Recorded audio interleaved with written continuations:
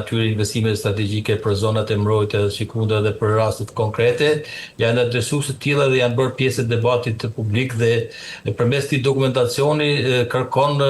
kryeministri çfarë të reflektojë këtë problematika duke adresu këto shqetësime. Është një përpjekje edhe për ta rikthyr besimin e qytetarëve të cilët për hir të vërtetës ka humbur, sikundër edhe një përpjekje për të dhënë një vizion tjetër Shqipërisë për të marrë gjithmonë në reforma. Është një vend gjithmonë që prodhon reforma. Ai futet në një cikël krizash her pashershme dhe dokumenta strategjik që proklamohen si të tilla her pas here marrin formën e një dokumenti si rilindja urbane, si rilindja po themi që proklamuar që në fillim apo në rastin konkret emri dokumentit strategjik në emrin BESA. Është një përpjekje për t'i kamufluar problemet, por që ndihet presioni. Një presioni dhe si tillë Rama kërkon të shpalos një vizion të ri për vazhdimin e qeverisjes duke i kërkuar paktin me qytetarët, besimi i cilëve ka humbur për hir të vërtetë. Është një përpjekje si thënë për ta rikthyer këtë besim të humbur, për këtë të humbur dhe kështu si do të lexu. Do të parë në sensin e asaj që është një krizë besimi për hir të vërtetë, gjë që pranohet edhe përmes përmbajtjes së këtij dokumentacioni, por që në vetvete përdoret më tepër si justifikim pikërisht për dal nga kjo situatë dhe për ta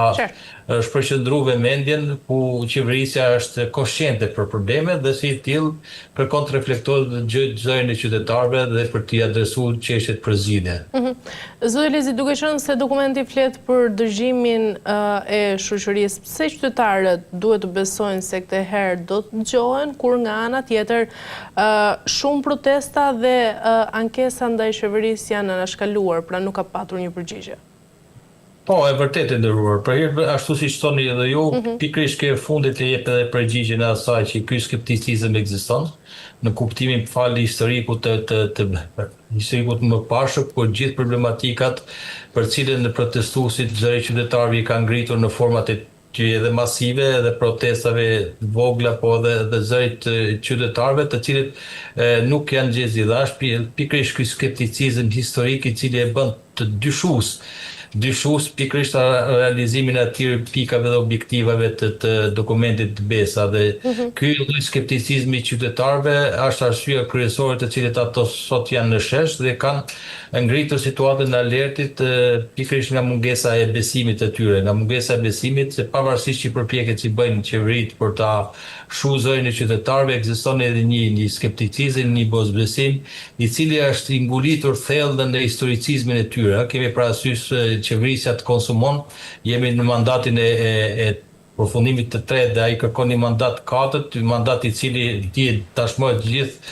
qeveritë konsumon dhe kërkon përmes kësaj që ta rifitojë një besim i cili është thyer dhe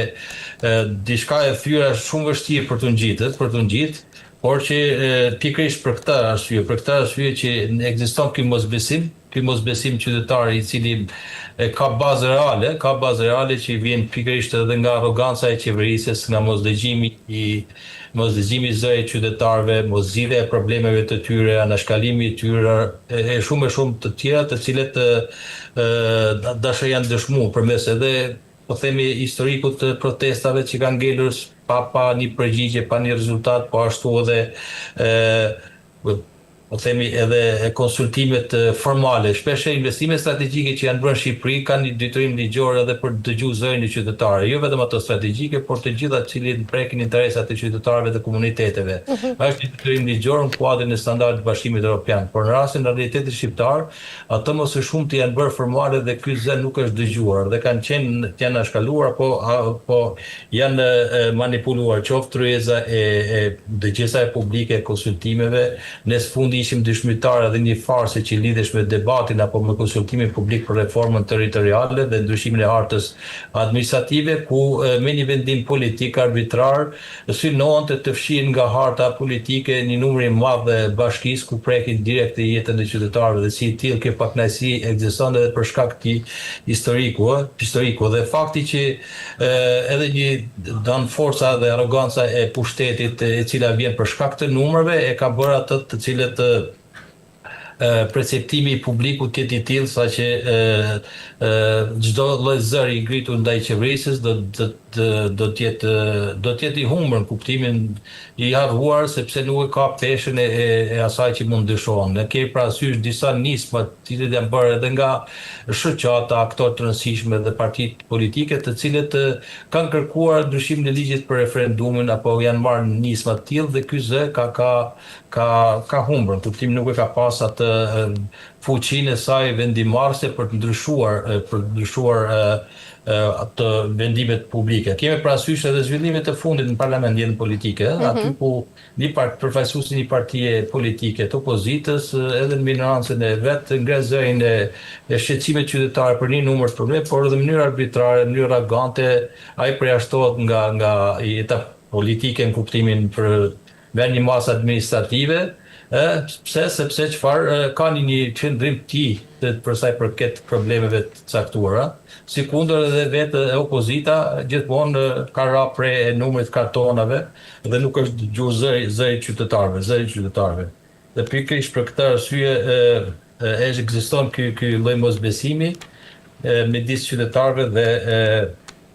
dhe qeverisë. Dhe qeveria përdor këtë dokument edhe si një strategji, si mekanizëm pikërisht për të rritur llogariadhënien dhe sikundër edhe për të ndikuar edhe në vendimarrjen e saj përmes të kësaj ligjese, por skepticizmi ekziston.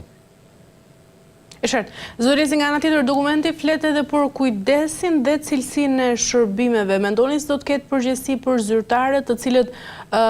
dështojnë në ofrimin e këtyre shërbimeve, dhe nga ana tjetër nëse një ministër apo institucion nuk përmbush objektivat e dokumentit BESA, çfarë ndodh? Mendoni se do të ketë pasojë konkrete?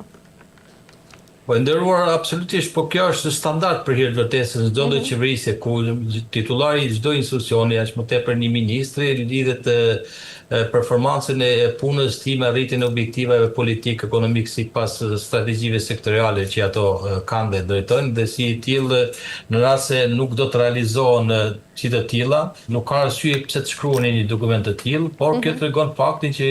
është një hendek i madh midis asaj që premtohet dhe asaj që realizohet, dhe si i tillë për të rritur edhe shkallën jo vetëm presionit, por edhe të përgjegjësisë ndukje, është parashikuar si i tillë, po kjo nuk ka arsye për të qenë i tillë, sepse automatikisht çdo kush është i larguar apo edhe i emëruar, sepse kjo varet më së shumti nga vullneti i kryeministit. Kemi një kryeminist fuqi plot, i cili vendos vetëm për çdo gjë, në kuptimin e asaj që ai sa kryeminist është edhe ministër dhe nuk kanë autoritet të gjithë varësit e tij në raport me fuqinë vendimmarrëse, dhe si tillë vendimet që lidhen me emërimet apo shkatërimet ka gjendë të tilla, madje ne kemi dëgjuar edhe zëra ku janë bërë publik, ku nuk dinte absolutisht X ministër apo X titullar institucioni sepse do emërohet në këtë vend apo do të shkarkohet. Ata kanë ardhur në mënyrë të beftë, pa lajmëruar dhe pas një analizë dhe konsultim, dhe ka qenë më tepër një qasje individuale. Por përballë kësaj situate, kryeministët tenton edhe vetë të marrin në presion, duke thënë që keni dytërimin për të përmbushur të objektiva, dhe si kush është në nefin e perit që lidhet me pikën përmbushjen e tyre. Në të kundërt do të marrë vendimet përkatëse, por më tepër është një diçka formale se sa për të rritë përgjegjësinë do të llogaridhanë në raport me qytetarët dhe objektivat të synuara. Zoti Lezi, nga ana tjetër, BESA kërkon që vendimet të bazohen në prova dhe evidencë. Nga ana tjetër, cilat vendime të mëparshme të qeverisë mendoni se do të rishikohen në bazë të këtij standardi? E nderuar, kur themi vendimet, kjo është një parim esencial në gjitha vendimarrjet që lidhet, që merr për bazë dhe ka input kryesor informacionin. Kur themi informacionin, faktet dhe rrethana kundër gjykata, që merr vendimet bazuar në fakte dhe rrethana dhe prova dhe si e tillë edhe është një parim universal. Kjo nuk ka arsye pse të përmendet si e tillë, por nuk besoj që vendimet do të kenë efekte papërvepruese sepse ato i kanë prodhuar si të tilla. Pa dashur të kalu në projekte nominale, askush nuk mund të marrë vendime për t'i anulluar apo t'i delegitimuar ato për shkak të faktit që janë formalizuar apo janë për shembull investimet kapitale strategjike në ura, në ato rrugë, shumë projekte, është shumë e vështirë për t'u anulluar sepse do të ballafaqohet ka klauzola të tilla këto lloj marrëveshjes, të cilët ekspozojnë rrjetet financiare ekonomike, po dhe jo vetëm qeverinë shqiptare dhe entet prokuruese për dëmshpërbime të tjera. Ndërkohë që pra shkosa që nuk janë realizuar disa projekte të cilët janë objekte dhe i ankesave, i protesta, që qoftë rasti i Zvërnecit apo i rasti i investimet për zonat e mbrojtura apo ato të ligjin për zonat malore. E kështu me radhë si tillë përballë këtij presioni normalisht qeverisja reflekton duke marrë për bazë dhe zërin qytetar dhe fakte dhe prova, do të thotë që nga ana formale do të plotësohen të gjitha ato kriteret që lidhen me digjezen apo vendimarrjen përmes pjesëmarrjes, ai që quhet parimi kryesor, dhe në kemi parasysh të gjitha të tjera do të marrin në konsiderat të zë qytetarë. Në këtë sens mendoj që kjo vendimarrje do të shoqërohet me prova dhe me fakte, por që është shumë vështirë që të rishikohet ndonjë vendim përposa atyre të cilët ende janë në fazën e diskutimeve apo në fazën e mos